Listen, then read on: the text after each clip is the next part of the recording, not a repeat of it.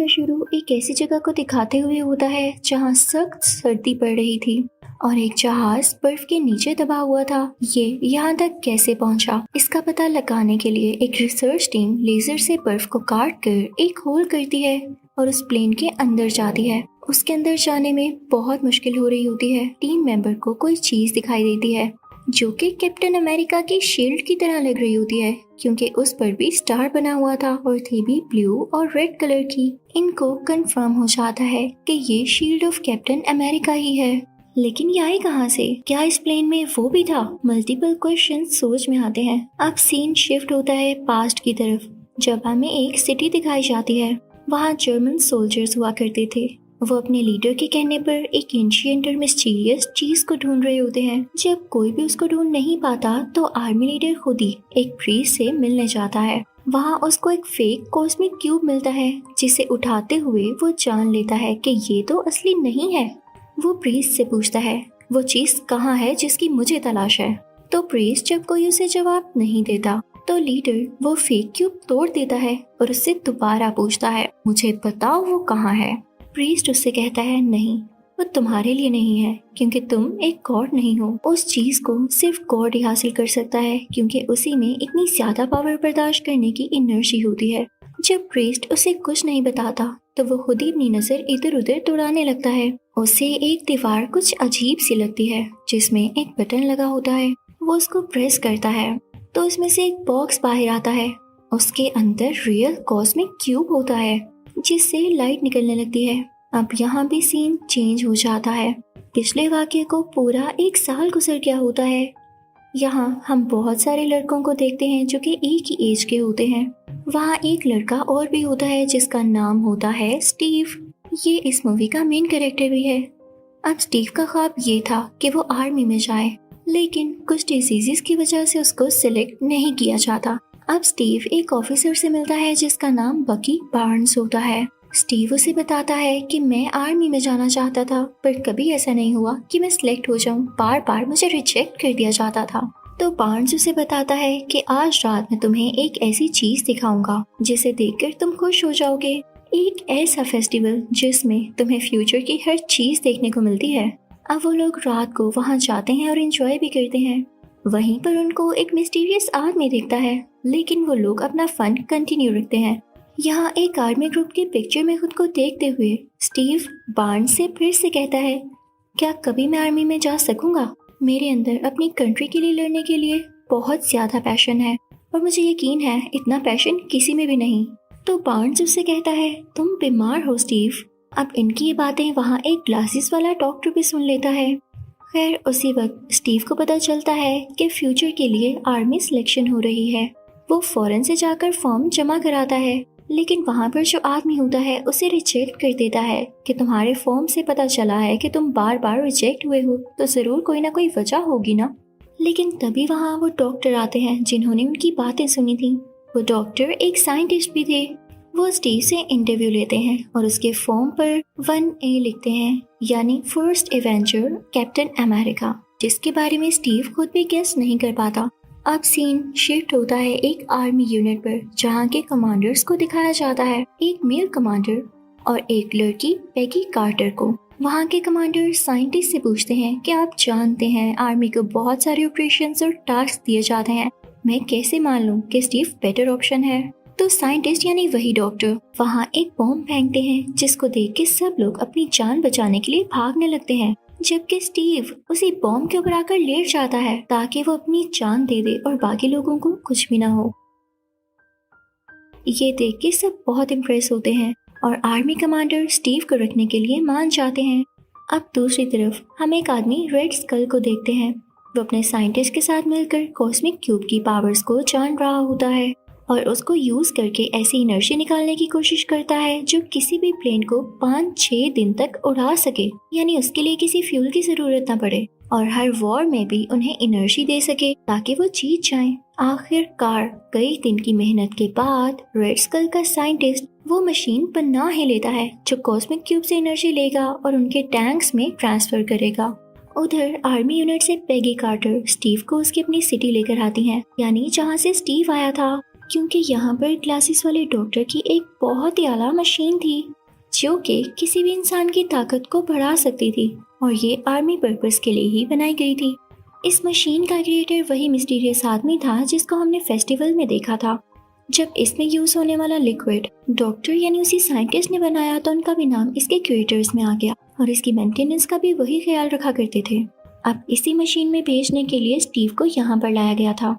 अब स्टीव को इस मशीन में भेजा जाता है और उसे ऑन करके उसके मीटर्स को हाई लेवल पर सेट किया जाता है। मशीन हिलने लगती है और उससे बहुत सी लाइट बाहर आने लगती है। अंदर से स्टीव चिल्ला रहा होता है जैसे वो इतनी एनर्जी को बर्दाश्त न कर पा रहा हो, जबकि अभी मशीन सिर्फ और सिर्फ 70% लेवल पर सेट थी। मशीन में से स्पार्क्स निकलने लगते हैं और स्टीव की चीखें और ज्यादा बढ़ जाती हैं। उस मशीन को रोकने का फैसला लिया जाता है, लेकिन स्टीव बोलता है कि नहीं, मेरे में हिम्मत है, मैं इसको बर्दाश्त करूंगा, बल्कि इसको 100% तक बढ़ा दो। अब मशीन का लेवल 100% तक कर दिया जाता है और अब जब मशीन खुलती है तो सब स्टीव को देख के हैरान रह जाते हैं क्योंकि उसकी बॉडी बनी होती है और वो बहुत कमाल का स्ट्रॉन्ग लग रहा होता है। तभी वहाँ पर एक स्पाई आता है और डॉक्टर को गोली मार के वो सीरम ले जाता है जिससे स्टीव भी स्ट्रॉन्ग हुआ था, यानी वही फ्लूइड जो उस मशीन में यूज होता है। डॉक्टर काफी जख्मी हो जाते हैं। स्टीव उनके पास आता है और कहता है कि मैं आपको कुछ नहीं होने दूंगा और मैं इस सीरम को भी वापस लाऊंगा। अब स्टीव उस जासूस यानी स्पाई के पीछे भागने लगता है, लेकिन वो स्पाई एक गाड़ी में जा रहा होता है और काफी ज्यादा स्पीड से। स्टीव जो कि अब फाइनली कैप्टन अमेरिका बन चुका था, उसका तेजी से पीछा करने लगता है। वो स्पाई अगर अपनी गाड़ी को डिफरेंट गलियों में से निकाल कर लेकर जा रहा था तो कैप्टन अमेरिका भी कुछ कम नहीं था। कैप्टन अमेरिका भी जंप्स लगाते हुए उसके पीछे जाता है, लेकिन अब वो स्पाई पानी में चला जाता है और अपनी वाटरशिप में वहाँ से भागने लगता है, लेकिन कैप्टन अमेरिका उसे पकड़ ही लेता है। लेकिन तब तक उसने जहर ले लिया था जिसकी वजह से वो बच नहीं पाता। स्टीव जब वापस जाता है तो उसे पता चलता है कि डॉक्टर की डेथ हो चुकी है और क्योंकि फ्लूइड जाने की वजह से आर्मी और सुपर सोल्जर्स को नहीं बना सकती, तो वो ये फैसला लेते हैं कि स्टीव ही अब कैप्टन अमेरिका होगा और सब सोल्जर्स को लीड करेगा क्योंकि यही एक था जो कि सब सोल्जर्स से ज्यादा स्ट्रॉन्ग था। अब एक दिन एक मीटिंग में कैप्टन अमेरिका को ये पता चलता है कि उसका दोस्त यानी वही ऑफिसर बकी बार्न्स रेड स्कल के कब्जे में है क्योंकि उसने रेड स्कल और उसकी टीम के खिलाफ एक कैंपेन चलाई थी जिसमें वो खुद ही बेचारा पकड़ा गया। कैप्टन अमेरिका तैयारियां करने लगता है कि वो अपने दोस्त बकी बार्न्स और उसके साथियों को बचाने जाएगा। जैसे ही वो उस जगह पर एंटर होता है तो वहाँ पर फायरिंग शुरू हो जाती है, लेकिन जैसे तैसे करके कैप्टन अमेरिका वहाँ जाने के लिए मैनेज कर ही लेता है। अंदर जाकर देखता है कि बकी बार्न्स एक स्ट्रेचर के साथ बंधा हुआ है। वो काफी घबराया हुआ होता है और शायद होश में भी नहीं होता, लेकिन जैसे ही कैप्टन अमेरिका वहाँ जाकर उसे आजाद करवाता है यानी उसे फ्री करता है, तो बार्न्स को कैप्टन अमेरिका देख के उसकी जान में जान आती है। कैप्टन अमेरिका उससे कहता है तुम ठीक हो, तो बार्न्स उसकी बॉडी पर हाथ लगाकर कहता है तुम तो स्मार्ट हो गए हो। स्मार्ट यानी स्ट्रॉन्ग वाली वे में। वो दोनों एक दूसरे को देखकर बहुत खुश होते हैं और जैसे ही वहाँ से निकलने लगते हैं वहाँ पर ब्लास्टिंग स्टार्ट हो जाती है। सब टाइमर्स चलने लगते हैं और बाहर लोगों में और टैंक्स में भी फायरिंग हो रही होती है। इधर जब कैप्टन अमेरिका और बार्न्स एक ब्रिज पर पहुँचते हैं तो सामने ही रेड स्कल भी होता है। रेड स्कल कैप्टन अमेरिका की तरफ बढ़कर उसे मारने वाला होता है, लेकिन कैप्टन अमेरिका यानी स्टीव अपनी शील्ड आगे कर देता है, जिससे रेड स्कल को बहुत गुस्सा आता है और वो अपना मास्क उतारकर नीचे आग में फेंक देता है, जिससे उसका रेड फेस साफ नजर आने लगता है। इसी के साथ ही रेड स्कल उस ब्रिज को अलग-अलग करता है ताकि कैप्टन अमेरिका और बार्न्स आगे ना आ सकें, और फिर वो अपने साइंटिस्ट को लेकर वहाँ से भाग जाता है। अब कैप्टन अमेरिका बार्न्स और उसके साथियों को बचाकर वापस आर्मी यूनिट ले आता है, जिससे देखकर कमांडर भी और बाकी सारे लोग भी बहुत खुश होते हैं। कैप्टन अमेरिका को बहुत अप्रिशिएट किया जाता है और इसी खुशी में एक पार्टी भी रखी जाती है, जिस पार्टी में कैप्टन अमेरिका वहाँ के सब सोल्जर्स को बताता है कि जब मैं बार्न्स को बचाने गया तो उस रूम में जहाँ बार्न्स को कैद करके रखा गया था मैंने एक मैप देखा था जिस पर रेड स्कल ने कुछ कंट्रीज के फ्लैग्स बनाए हुए थे और इसका यही मतलब है कि वो हमारे बाद इन कंट्रीज पर अटैक करेगा, तो हमें इसके लिए ध्यान से रहना होगा और क्यों ना हम उन कंट्रीज को बचाएं। इससे हमारी इज्जत बढ़ेगी और लोग हम पर ट्रस्ट करने लगेंगे। इससे बड़ी बात क्या होगी।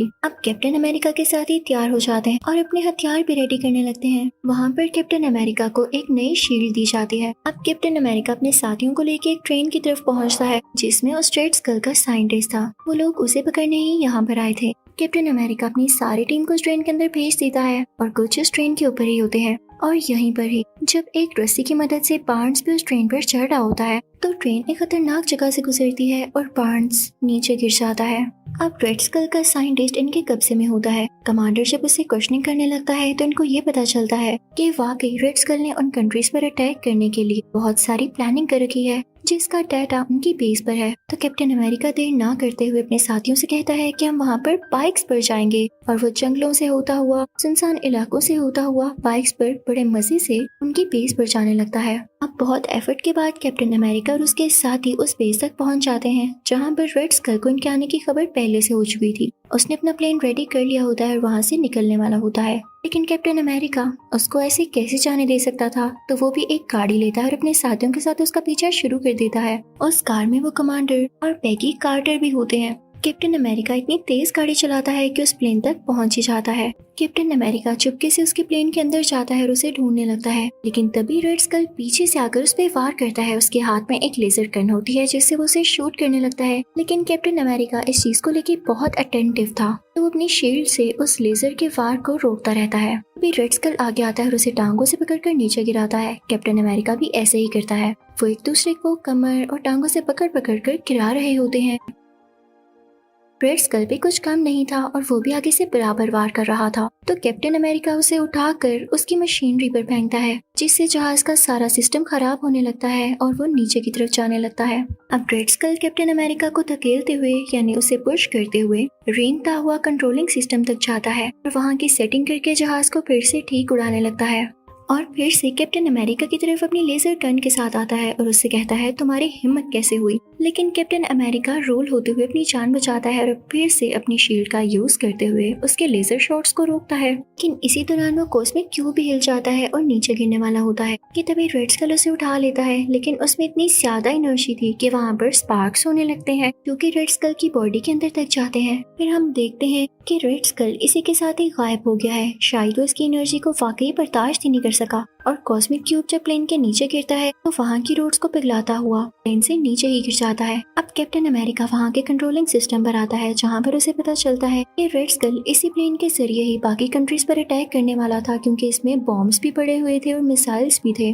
कैप्टन अमेरिका सोचता है कि मेरे पास और कोई चारा नहीं रहा, अगर टाइम खत्म हो गया तो प्लेन अपने आप उस जगह पर मिसाइल छोड़ने लगेगा और मैं नहीं चाहता कि मेरी कंट्री तबाह हो जाए। तो वो अपनी जान सेक्रीफाइस करने का डिसीजन लेता है ताकि वो इस पूरे प्लेन को क्रैश कर देगा किसी ऐसी एरिया में जहाँ पर बर्फ ही बर्फ हो और ब्लास्ट हो तो सिर्फ उसी जगह तक हो और किसी पॉपुलेशन को या किसी इंसान को कोई नुकसान न पहुंचे। तो वो साथ ही पैगी कार्टर को कॉल करता है और उसे सब कुछ बताता है कि पैगी मैं अपनी जान कुर्बान कर रहा हूँ। यहाँ पर पैगी काफी उदास हो जाती है, शायद वो उसे पसंद करने लगी थी और ना भी पसंद करती हो, ये सीन था ही इतना इमोशनल। और फाइनली कैप्टन अमेरिका आर्कटिक के उसी इलाके में नई प्लेन क्रैश कर देता है। तभी तो हमने मूवी की स्टार्टिंग में देखा एक रिसर्च टीम को बर्फ के अंदर ये प्लेन कैप्टन अमेरिका की शील्ड मिली थी जो कि इसी वाकये यानी सीन से कनेक्टेड थी। तभी हम उस मशीन के क्रिएटर को देखते हैं, उनको पानी में से वो कॉस्मिक क्यूब मिल जाता है तो वो कहते हैं अगर कॉस्मिक क्यूब मिल सकता है तो हमारा कैप्टन अमेरिका क्यों नहीं। जल्द ही वो रिसर्च टीम कैप्टन अमेरिका को भी ढूंढ लेती है, उन्हें होश में लाया जाता क्योंकि अब 70 साल गुजर चुके थे।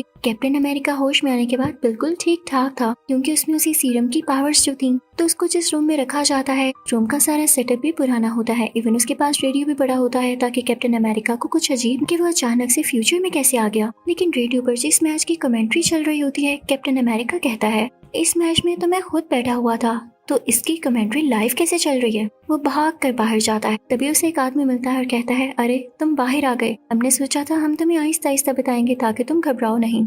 तो चलो तुमने पता लगा ही लिया है तो इसको समझ भी जाना। मुझे अच्छा लगा कि तुम इतने ज्यादा समझदार हो। इसी के साथ इस मूवी का यानी कैप्टन अमेरिका का पार्ट 1 खत्म हो जाता है। Thank you for watching.